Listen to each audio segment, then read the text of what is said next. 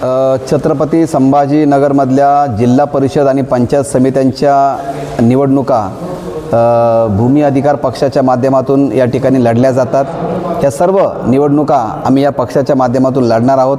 आताच आमच्या पक्षाने 29 महानगरपालिकेमधल्या निवडणुका या ठिकाणी लढलेल्या आहेत, त्याला सामोरं गेलेलं आहे। आणि या जिल्हा परिषद आणि पंचायत समित्यांच्या निवडणुका संदर्भातला आमचा जो अजेंडा आहे की आज 75 वर्ष झाल्यानंतर सुद्धा, म्हणजे या देशाला सत्ता मिळून 75 वर्ष होऊन गेले तरी आम्हाला या नागरी ग्रामीण भागातील लोकांना रस्ते, पाणी, वीज आणि शिक्षण या मूलभूत गोष्टींबद्दल संघर्ष करावा लागतो आणि निवडणुका घ्यावा लागतो।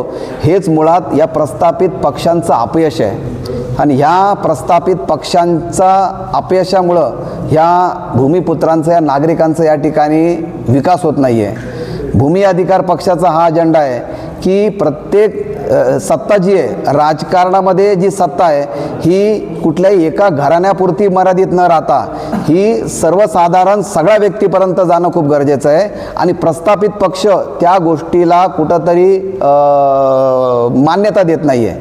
प्रस्थापित पक्ष या राजकीय घराण्यासमोर झुकलेला असल्यामुळे आमचा भूमी अधिकार पार्टी प्रत्येक सर्वसाधारण उमेदवाराला, भूमिपुत्राला, इकडच्या नागरिकाला लढण्याची, निवडणूक लढण्याची संधी या ठिकाणी निर्माण करून देतोय आणि भूमी अधिकार पार्टी त्याच्यासोबत ठामपणाने या ठिकाणी उभा असणार आहे।